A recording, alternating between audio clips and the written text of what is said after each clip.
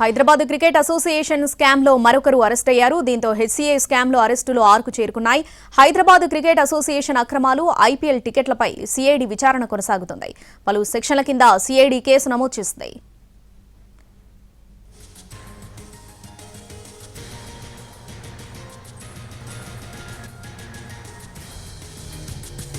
పూర్తి అప్డేట్స్ మా ప్రతినిధి రాధాకృష్ణ లైవ్ లో అందిస్తారు. రాధాకృష్ణ, హెచ్సీఏ స్కామ్ లో మరొకరు అరెస్ట్ అయినట్టుగా తెలుస్తుంది. డీటెయిల్స్ ఏంటి దీనికి సంబంధించి?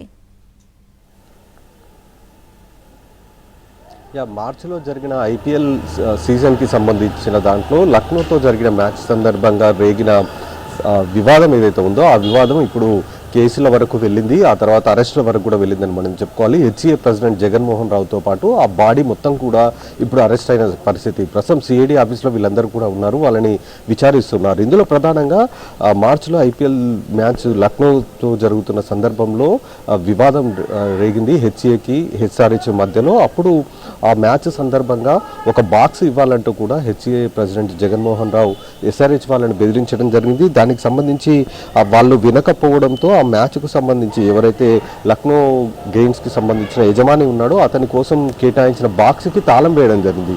ఇది మొత్తం కూడా పూర్తిగా వివాదంగా మారింది.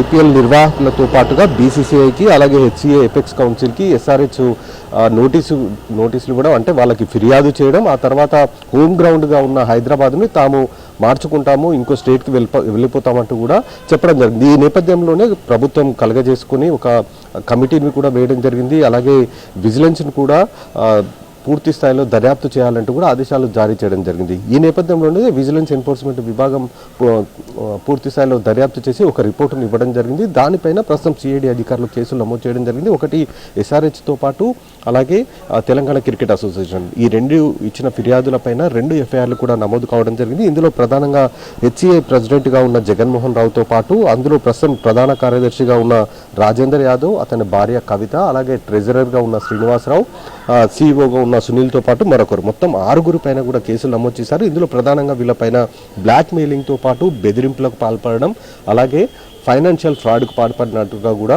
అధికారులు ఆధారాలు సేకరించడం జరిగింది. దీనిపైనే సిఐడి కేసు నమోదు చేసి ప్రస్తుతం దర్యాప్తు చేస్తూ ఉంది. ఇప్పటి వరకు అంటే రాత్రి నుండి కూడా వాళ్ళకి సంబంధించిన స్టేట్మెంట్స్ అన్ని కూడా రికార్డ్ చేశారు. ఇవాళ వీళ్ళని కోర్టులో హాజరుపరిచే అవకాశం ఉంది. అది కూడా మధ్యాహ్నం తర్వాత అరెస్ట్ చేసిన వీళ్ళని అందరినీ కూడా కోర్టులో హాజరుపరుస్తారు. శ్రావణ్.